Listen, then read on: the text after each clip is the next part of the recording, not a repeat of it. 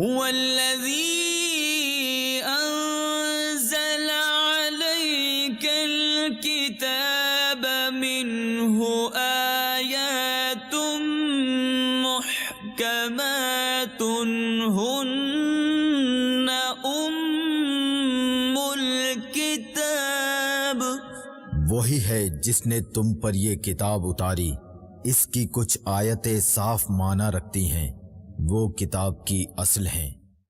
الحمدللہ رب العالمین والصلاة والسلام علی سید الانبیاء والمرسلین، اما بعد فاعوذ باللہ من الشیطان الرجیم، بسم اللہ الرحمن الرحیم۔ محترم اور پیارے اسلام بھائیوں اور مدنی چینل کے ناظرین، ہم حاضر ہیں سلسلہ احکام قرآن میں۔ اس سلسلہ کے اندر ان آیات کا انتخاب کیا جاتا ہے جن میں اللہ تبارک و تعالیٰ نے فقہی احکام بیان کیے ہوتے ہیں، یا پھر یہ کہ فقہاء کرام نے ان آیات کے پس منظر سے یا ان آیات کے دلالات سے احکام نکالے ہوتے ہیں۔ احکام ہوتے ہیں لیکن اتنے واضح نہیں ہوتے، کئی طرح کی آیات ہوتی ہیں۔ اسی طریقے سے ہم چیدہ چیدہ ان آیات کو بھی شامل کر رہے ہیں اپنے سلسلے کے اندر، سلسلہ احکام قرآن کے اندر، جن میں بنیادی عقائد کا بیان بھی ہے۔ ایسی ہی ایک آیت کا انتخاب آج ہم نے کیا ہے، اور یہ سلسلہ کرتے ہوئے ہم ترتیب سے چل رہے ہیں، سورہ بقرہ کی آیات کو لیتے ہوئے ان آیات کو جن کے اندر احکام بیان کیے گئے ہیں۔ آج ہم نے انتخاب کیا ہے سورہ بقرہ کی آیت نمبر 116 کا۔ اس آیت کے اندر اللہ تبارک و تعالیٰ نے عقیدہ توحید کو بیان فرمایا ہے۔ آئیے سب سے پہلے اس آیت مبارکہ کی تلاوت سنتے ہیں۔ قرآن کی روشنی، وقالوا اتخذ الله ولدا سبحانه بل له ما في السماوات والأرض كل له قانتون۔ اور بولے خدا نے اپنے لیے اولاد رکھی، پاکی ہے اسے، بلکہ اسی کی ملک ہے جو کچھ آسمانوں اور زمین میں ہے، سب اس کے حضور گردن ڈالے ہیں۔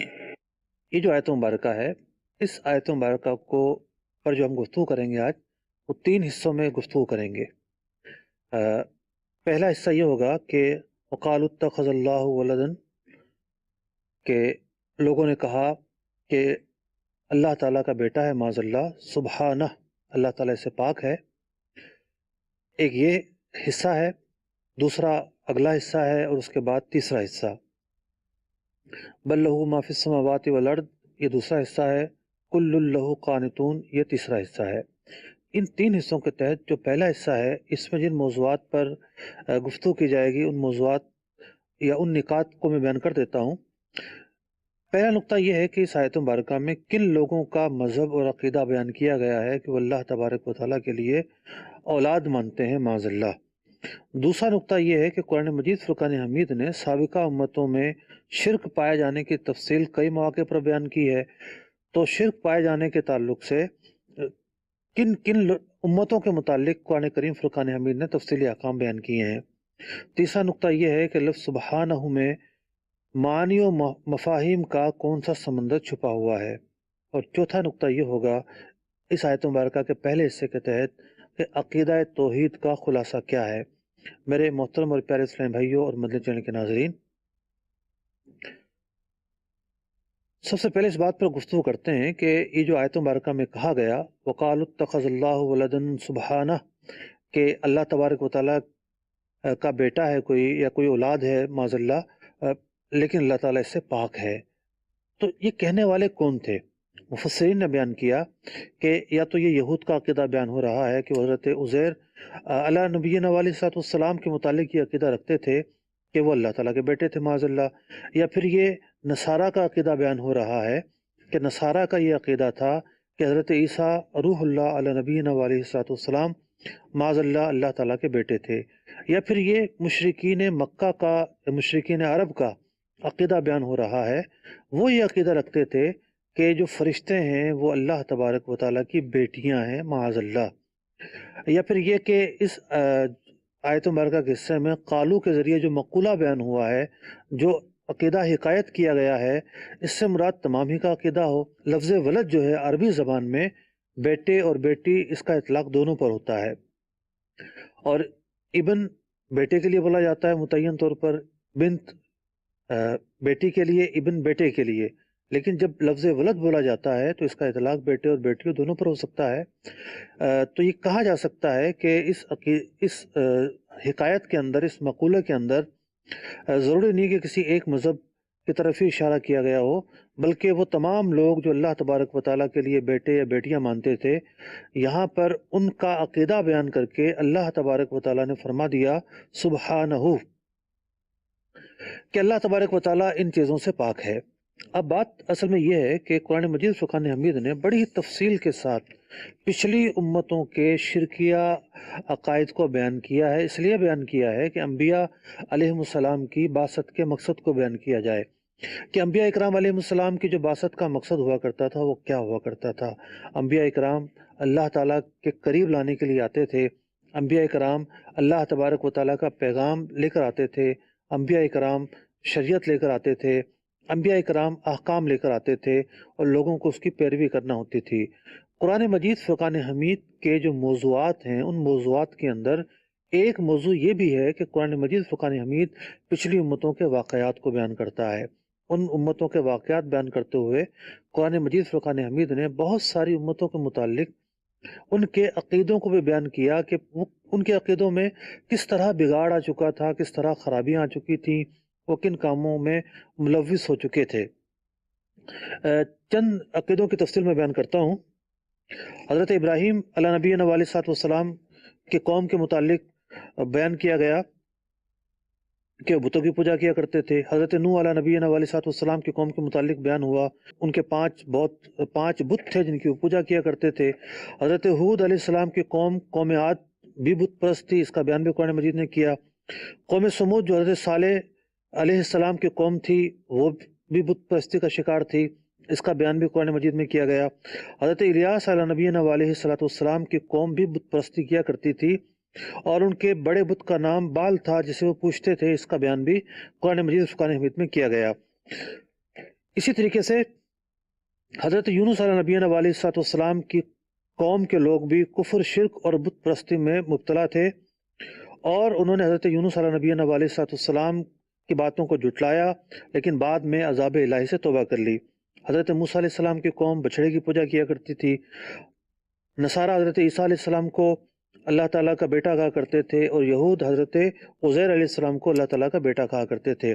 تو قرآن مجید فرقان حمید نے پچھلی امتوں کے متعلق کئی مقامات پر ان کے عقائد کو بیان کیا ہے، ان کے نظریات کو بیان کیا ہے۔ تو آج جس آیت کا ہم نے انتخاب کیا ہے، سورہ بقرہ کی آیت نمبر 116، اس کی ابتدا ہی حکایت سے ہو رہی ہے، عقیدے سے ہو رہی ہے جو ان لوگوں کا ہوتا تھا، جو مشرکین کا عقیدہ ہوتا تھا کہ وہ یہ کہا کرتے تھے قالو وقالو، وہ یہ کہا کرتے تھے اتخذ اللہ ولدا، کہ معاذ اللہ، اللہ تعالیٰ کی تو اولاد ہے، لیکن اللہ تبارک و تعالیٰ نے اس عقیدے کی نفی فرمائی اور فرمایا سبحانہ، اللہ تعالیٰ اس سے پاک ہے۔ یعنی پہلے ایک عقیدہ بیان کیا، اس عقیدہ بیان کرنے کے بعد اللہ تبارک و تعالیٰ نے براءت بیان کی، تنزیہ بیان کیا کہ نہیں، اللہ تبارک و تعالیٰ اس عقیدے سے پاک ہے۔ لفظ سبحانہ، اس کے اندر معنی اور مفاہیم کا ایک سمندر چھپا ہوا ہے۔ جی ہاں، لفظ سبحانہ کے اندر اتنی معنی کی وسعت ہے کہ جو اس کے معنی پر کلام کرتے جائیں تو دل جو ہے وہ انوار سے روشن ہوتا چلا جائے۔ سب سے پہلے ایک حدیث عرض کرتا ہوں، بخاری شریف میں حضرت ابن عباس رضی اللہ تعالیٰ عنہ سے روایت ہے کہ نبی اکرم علیہ السلام نے ارشاد فرمایا کہ اللہ تبارک و تعالیٰ ارشاد فرماتا ہے، قال اللہ کذبنی ابن آدم نے میری تکذیب کی، ولم یکن لہ ذالک، اس کو اس بات کا حق نہیں تھا، وشتمنی ولم یکن لہ ذالک، اس نے مجھے گالی دی، اس کو اس بات کا حق نہیں تھا، فاما تکذیبہ ایایا، میری تکذیب ابن آدم نے کس طرح کی، فزعم انی لا اقدر ان اعیدہ کما کان، کہ اس نے قیامت کے دن کا انکار کر دیا اور اس بات کو جھٹلا دیا کہ اللہ تعالیٰ، اور یہ کہنے لگا کہ اللہ تعالیٰ اس بات پر قادر نہیں ہے کہ مجھے دوبارہ اٹھائے گا، حالانکہ اللہ تعالیٰ اس بات پر قادر ہے، اللہ تعالیٰ اٹھائے گا اس نے یہ بات بیان کر دی ہے۔ تو جس نے یہ بات اپنائی اس نے اللہ تبارک و تعالیٰ کی بات کو جھٹلایا۔ وہ اما شتمہ، اور لوگوں میں سے جس نے اللہ تبارک و تعالیٰ کو گالی دی، وہ گالی کون سی گالی ہے جس کا بیان اس حدیث میں کیا گیا؟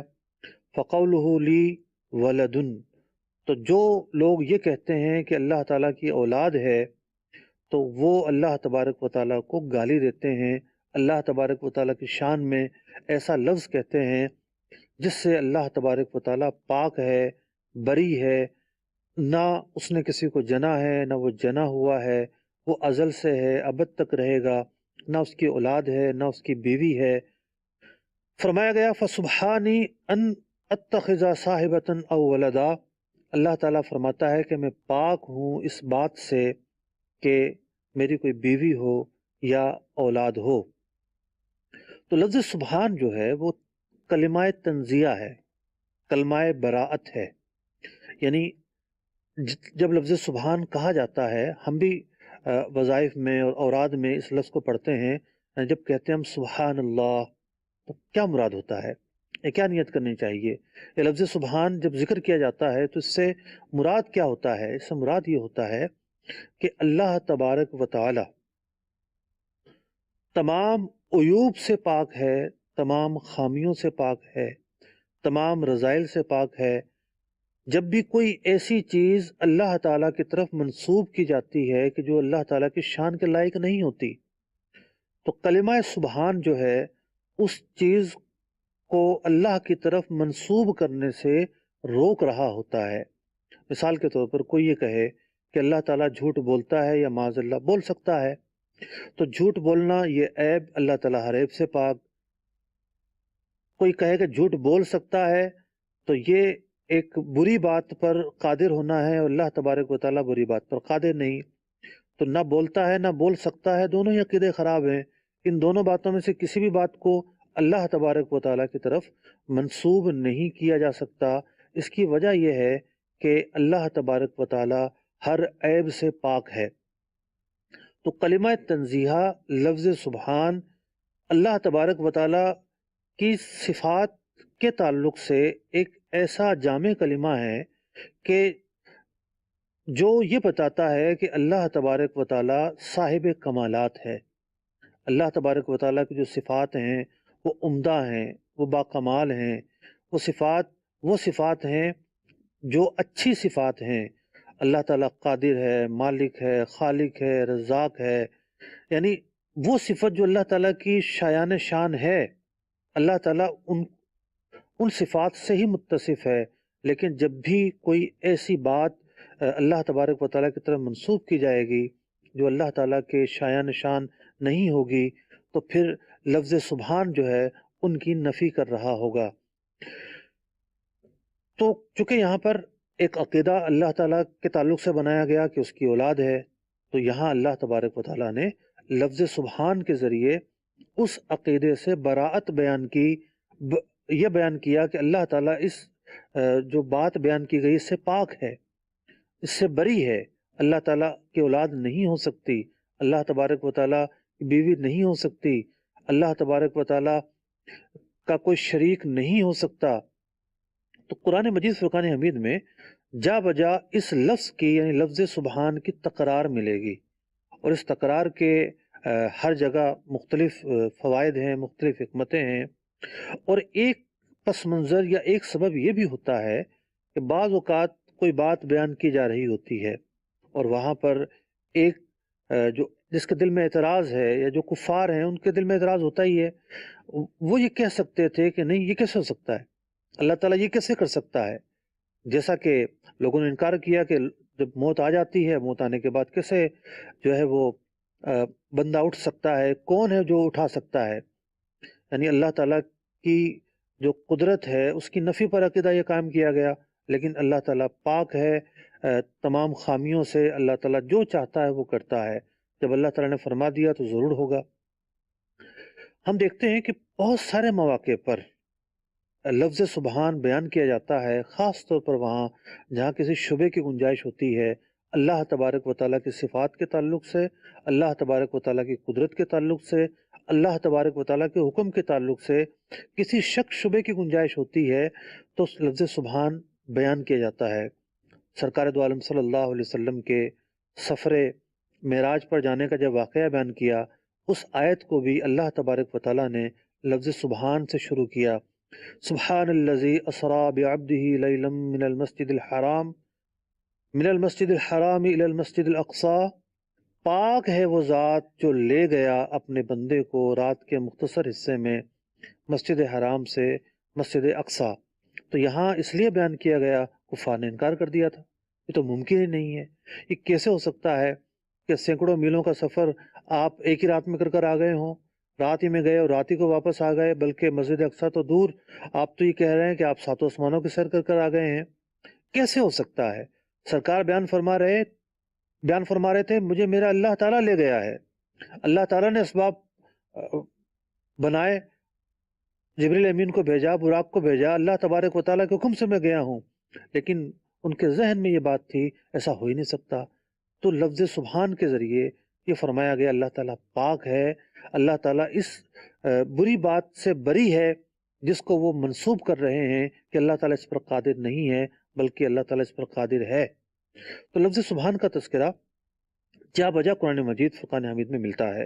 ایک آیت میں فرمایا گیا سبحانہ وتعالی عما یقولون، پاک ہے اللہ تعالیٰ جو کفار اللہ تعالیٰ کی طرف باتیں منسوب کرتے ہیں، یقولون علوا کبیرا، بلا شبہ اللہ تبارک و تعالیٰ کی برتری ہے، بہت بڑی برتری۔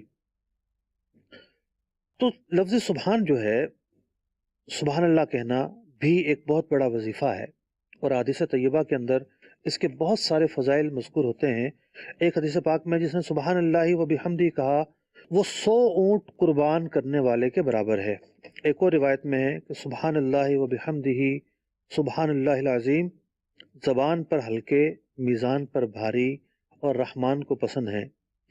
ایک اور حدیث پاک میں ہے جو سبحان اللہ و بحمدہ پڑھتا ہے اس کے گناہ مٹا دیے جاتے ہیں اگرچہ کہ سمندر کے جھاگ کے برابر ہوں۔ تو جب بھی سبحان اللہ پڑھنا ہے تسبیحات میں تو اس بات کو ذہن میں رکھنا ہے کہ لفظ سبحان کے مفہوم کیا ہیں، کہ اللہ تعالیٰ ہر خامی سے پاک ہے، ہر برائی سے پاک ہے، ہر برے وصف سے پاک ہے، اللہ تعالیٰ کے وہ اوصاف ہیں جو اس کے شایان شان ہیں۔ اگلے نقطے کی طرف چلتے ہیں تو ہم دیکھتے ہیں کہ کلمہ شریف کے 2 حصے ہیں، لا الہ الا اللہ محمد رسول اللہ۔ کلمے کا پہلا حصہ توحید کو بیان کرتا ہے، دوسرا حصہ رسالت کو بیان کرتا ہے۔ جو کلمہ توحید کو بیان کرتا ہے اس کے بھی 2 حصے ہیں، یعنی جو جملہ توحید کو بیان کرتا ہے اس کے بھی 2 حصے ہیں۔ سب سے پہلے کیا آتا ہے؟ لا الہ، کوئی بھی معبود نہیں ہے سوائے اللہ تعالیٰ کے، یعنی اللہ تعالیٰ ہی معبود ہے۔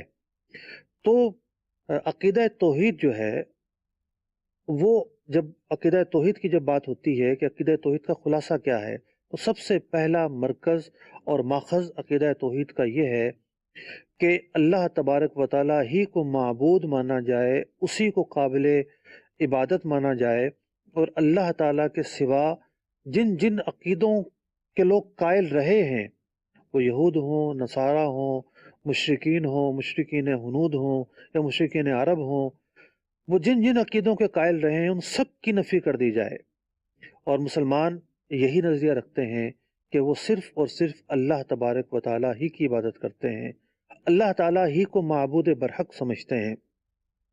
عقیدہ توحید کا خلاصہ کیا ہے؟ عقیدہ توحید کے خلاصے میں پہلی بات تو یہ ہے کہ صرف اور صرف اللہ تبارک و تعالیٰ کو لائق عبادت جاننا یہ ضروری ہے۔ اللہ تعالیٰ کے سوا کسی کی عبادت نہیں ہو سکتی، ممکن ہی نہیں ہے۔ کلمہ شروع ہی نفی سے ہوتا ہے، لا الہ، کوئی بھی معبود نہیں ہو سکتا۔ الہ کہتے ہیں معبود کو، ایسی ہستی کو جس کی عبادت کی جاتی ہے۔ واضح رہے کہ تعظیم اور عبادت میں فرق ہے۔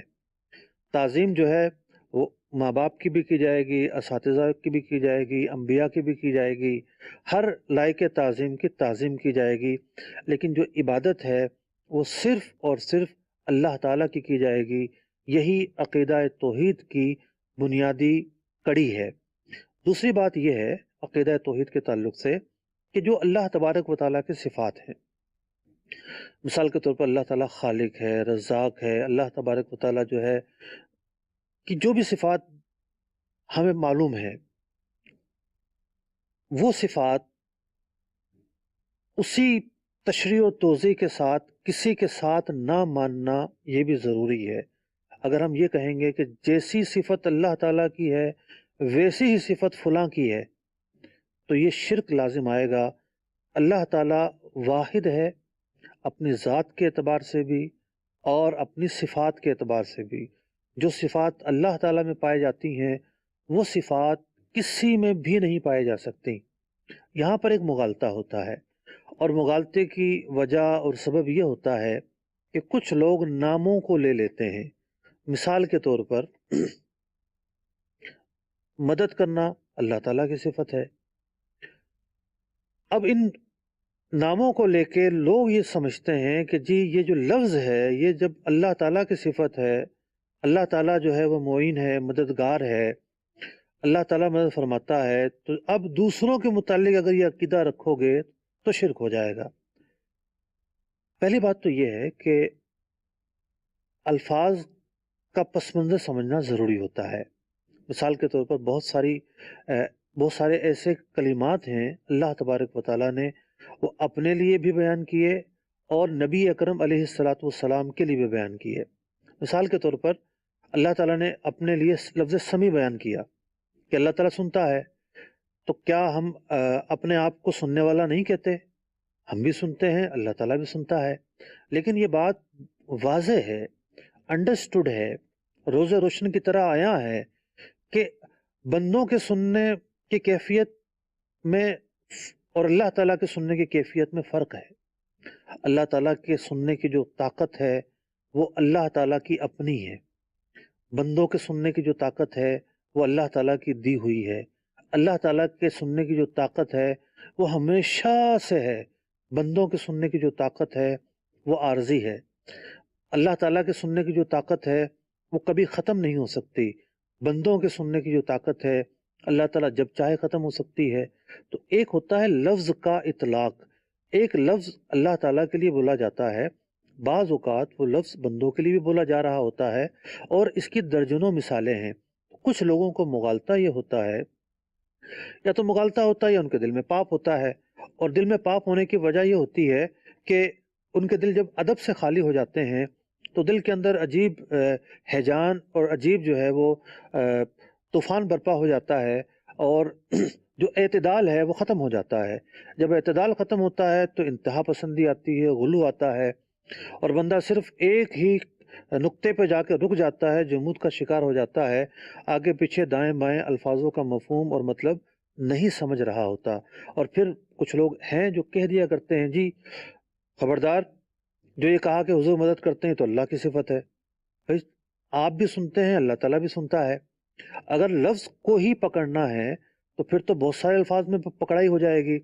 بات یہ ہوتی ہے کہ بندوں کے لیے بہت ساری صفات ایسی ہیں جو مانی جاتی ہیں، لیکن وہ بندوں کے پس منظر کے تعلق سے مانی جاتی ہیں۔ بندوں کی جو صفات ہوں گی وہ عارضی ہوں گی۔ یعنی انبیاء اکرام علیہ السلام کو لے لیجئے کہ انبیاء اکرام علیہ السلام مددگار ہیں بلا شبہ، کیا وہ ہماری شفاعت نہیں کریں گے؟ قیامت کے دن حضور علیہ السلام شفاعت فرمائیں گے، کیا شفاعت کرنے والا مددگار نہیں ہوگا؟ آپ علیہ السلام کی شفاعت کی وجہ سے لوگ بخشے جائیں گے، جہنم سے رہائی ملے گی، پل صراط پر آسانی سے گزر جائیں گے۔ آپ علیہ السلام کی شفاعت کی وجہ سے لوگ بلا حساب داخل جنت ہوں گے۔ تو کیا یہ مدد کرنا نہیں ہے؟ بلا شبہ یہ مدد کرنا ہے۔ تو جب اس ثابت ہے کہ حضور علیہ السلام مدد کر سکتے ہیں تو آپ علیہ السلام کا جو مدد کرنا ہے، ایک تو یہ لفظ آپ کے لیے بولنا جائز، دوسرا فائدہ یہ کہ سرکار دو عالم صلی اللہ علیہ وسلم کا جو مدد کرنا ہے وہ اللہ کی عطا سے ہے۔ آپ علیہ السلام یعنی نبی اکرم علیہ السلام وہ عظیم ہستی ہیں کہ جو تمام انبیاء سے بڑھ کر ہیں، جو اشرف المخلوقات ہیں۔ اب اس جملے کے اندر دیکھیے، اب ہم نے کیا کہا؟ مخلوق، اشرف المخلوقات، یعنی حضور مخلوق ہیں۔ شرک کی تو نفی ہو گئی، اللہ تعالیٰ تو مخلوق نہیں ہے، اللہ تعالیٰ تو خالق ہے، اللہ تعالیٰ خالق ہے، اور اللہ کے سوا جو بھی ہیں وہ سب کے سب مخلوق ہیں۔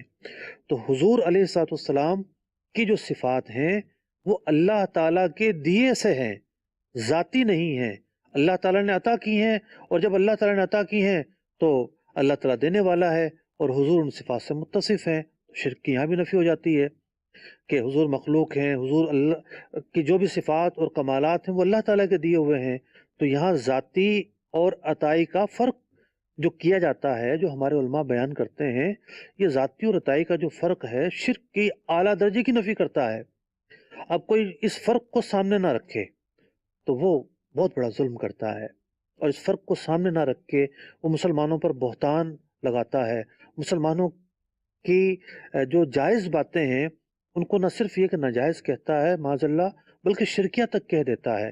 اور یہ اس سے بڑھ کر الزام اور بہتان اور کیا ہو سکتا ہے کہ جہاں شرک نہیں پایا جاتا اس کو شرکیہ کہہ دیا جاتا ہے۔ اس کی ایک مثال مزارات کے تعلق سے ہمارے سامنے آتی ہے کہ لوگ جاتے ہیں اور جا کر فاتحہ پڑھتے ہیں، تو کوئی تو ہوتا ہے جو مزار پہ جانے کو شرک کہہ دیتا ہے۔ بھئی کیوں شرک ہے؟ کیا نبی اکرم علیہ الصلوۃ والسلام قبروں پر نہیں جایا کرتے تھے؟ کیا نبی اکرم علیہ الصلوۃ والسلام سے قبروں پر جانا ثابت نہیں ہے؟ کیا نبی اکرم علیہ الصلوۃ والسلام کی حدیث طیبہ سے قبروں پر قرآن پڑھنا ثابت نہیں ہے؟ ثابت ہے۔ تو وہاں جا کے دعا مانگنا اللہ تعالیٰ سے یہ کیسے شرک ہو سکتا ہے؟ تو دیکھنا یہ پڑے گا کہ ہو کیا رہا ہے۔ جہاں شرک پایا جائے گا اسے شرک کہا جائے گا، لیکن جہاں شرک نہیں پایا جائے گا اسے شرک کہنا بلا شبہ ظلم ہوگا۔ تو دوسری بات یہ بیان ہو رہی تھی کہ جو صفات اللہ تعالیٰ کی ہیں اس جیسی صفات اللہ کے سوا کسی اور میں ماننا یہ شرک ہے۔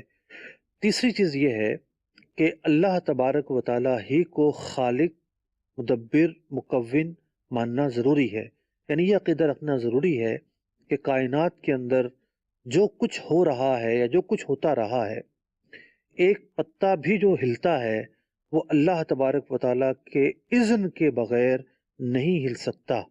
یہ عقیدہ رکھنا ضروری ہے کہ کسی بھی شخص کی جو کامیابی ہے، کارنامے ہیں، کمال ہیں، کوئی بھی ایکٹیویٹی ہے، وہ اللہ تعالیٰ کے اذن کے بغیر نہیں ہو سکتی۔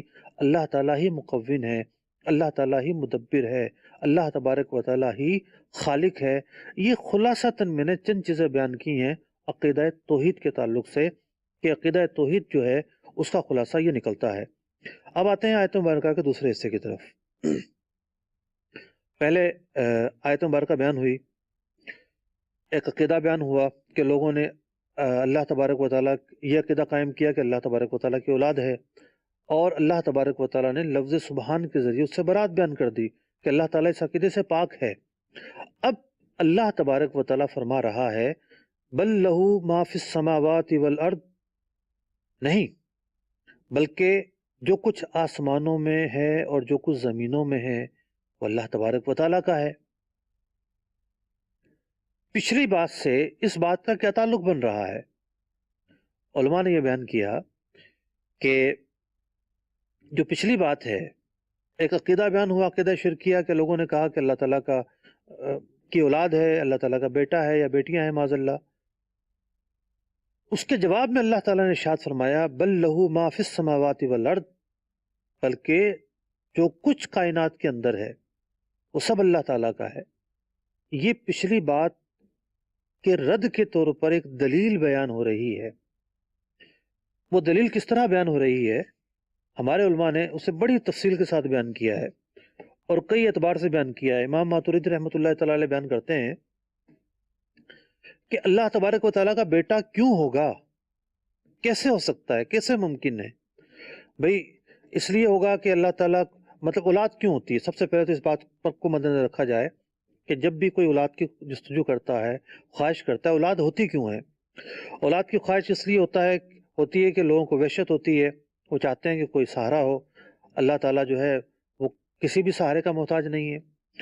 لوگوں کو اس اولاد کی طلب اس لیے ہوتی ہے کہ انہیں بیوی کے قریب جانا ہوتا ہے، ان کے اندر ایک کمزوری ہوتی ہے، اللہ تعالیٰ ہر کمزوری سے پاک ہے۔ اللہ تبارک و تعالیٰ جو ہے جو بندوں میں پائے جانے والے صفات ہیں ان سے پاک ہے۔ لوگوں کو اولاد اس لیے چاہیے ہوتی ہے تاکہ لوگ دشمن کے مقابلے میں قوی ہو سکیں۔ اللہ تبارک و تعالیٰ خود جو ہے ہر چیز پر قادر ہے، اسے کسی سہارے کی اور دشمن کے مقابلے میں کسی اور کی قطعاً کوئی حاجت نہیں ہے۔ تو وہ تمام کے تمام اسباب جو اولاد ہونے کے تعلق سے لوگوں کے ذہنوں میں آ سکتے ہیں کہ اس بنا پر اولاد ہے، اس بنا پر اولاد ہے، اس بنا پر اولاد ہے، وہ تمام کے تمام وہ اسباب ہیں جو دنیا کے اسباب ہیں، جو دنیا میں لوگ جو ہیں وہ اپنے سامنے سمجھتے ہیں کہ اس بنا پر اولاد ہونی چاہیے۔ ان تمام چیزوں سے اللہ تبارک و تعالیٰ بری ہے۔ امام فخر الدین رازی رحمۃ اللہ تعالیٰ علیہ نے اس مقام پر 4 بڑے ہی مدلل نکات بیان کیے ہیں، 4 بڑے مدلل نکات بیان کیے ہیں کہ اللہ تبارک و تعالیٰ یہ جو آیت ہے، یہ دلیل بیان کی جا رہی ہے اس کے اندر کہ اللہ تعالیٰ کی اولاد نہیں ہو سکتی۔ وہ کیسے محتاج ہو سکتا ہے کسی کا؟ بل لہو، اس کے لیے تو ہیں ما فی السماوات والارض، جو کچھ زمین و آسمان میں سب کچھ اس کے لیے ہے۔ جب وہ ہر چیز کا مالک ہے تو کیسے ممکن ہے کہ اسے کسی کی احتیاط کی ضرورت ہو، کسی سہارے کی ضرورت ہو؟ وہ تو ہر چیز کا مالک ہے، کائنات کا مالک ہے۔ تو یہ دوسرا حصہ ہے، یہ پہلے حصے میں جو بیان کیا گیا تھا عقیدہ شرکیہ، اس کی نفی بیان ہو رہی ہے اور اس کی نفی پر دلیل بیان ہو رہی ہے۔ اللہ تبارک و تعالیٰ پاک ہے۔ اگلے نقطہ کی طرف چلتے ہیں۔ اللہ تبارک و تعالیٰ نے ارشاد فرمایا کل لہ قانتون۔ قنوت کہتے ہیں دوام کو، سیدھا کھڑا ہونے کو، اور خلاصتاً کہا جاتا ہے کثرت عبادت کو، یا اللہ تبارک و تعالیٰ کی اعلیٰ درجے کی اطاعت کو، یا اللہ تبارک و تعالیٰ کی بارگاہ میں حاضری کو۔ اس کا معنی یہ بیان کیا علماء نے کہ جو انبیاء سابقین ہیں، یعنی یہود حضرت عزیر علیہ السلام کو مانتے ہیں، حضرت موسیٰ علیہ السلام کو مانتے ہیں، نصارہ حضرت عیسیٰ علیہ السلام کو مانتے ہیں، اسی طریقے سے جو اور انبیاء آئے ان کو ماننے والے ان کا نام بھی لیتے رہے، اور شرکیہ عقیدوں پر بھی وہ عمل کرنا شروع کر دیا، انہوں نے اس کا کنسیپٹ رکھنا شروع کر دیا۔ یعنی جو نصارہ ہیں وہ تثلیث کے قائل ہو گئے، وہ کہنے لگے کہ اللہ تعالیٰ ایک ہے اور حضرت عیسیٰ علیہ السلام اس کے بیٹے ہیں، اور تیسرا خدا جو ہے وہ روح القدس ہیں، تثلیث کے قائل ہوئے۔ تو حالانکہ وہ حضرت عیسیٰ علیہ السلام کو مانتے ہیں، لیکن جن کو وہ مانتے ہیں وہ تو اللہ تعالیٰ کے مطیع ہیں، انہوں نے تو ایسا کبھی سبق نہیں دیا کہ یہ عقیدہ اپنایا جائے۔ تو جن کو تم مانتے ہو وہ تو اللہ تعالیٰ کے حضور کھڑے ہیں، فرما بردار ہیں، مطیع ہیں، تو تم ان کی بات کیوں نہیں مان رہے حالانکہ وہ فرما بردار ہیں؟ جب وہ فرما بردار ہیں تو تمہیں بھی فرما بردار ہونا چاہیے، تمہیں بھی قرآن کے احکام پر، اللہ تعالیٰ کے احکام پر عمل کرنا چاہیے۔ اس کا یا تو یہ مطلب ہے یا پھر یہ مطلب ہے کہ آخرت کے بارے میں ڈرایا جا رہا ہے کہ جس طرح کے شرکی عقائد لوگوں نے اپنا لیے ہیں، انہیں آخرت سے ڈرنا چاہیے کہ آخرت کے اندر ہر شخص اللہ کی بارگاہ میں جواب دہ ہوگا، کھڑا ہوگا، اور اس کی گردن جھکی ہوگی۔ اسے دنیا میں خوف کرنے کی ضرورت ہے۔ والذی انزل علیک الکتاب منہ آیات محکمات ہن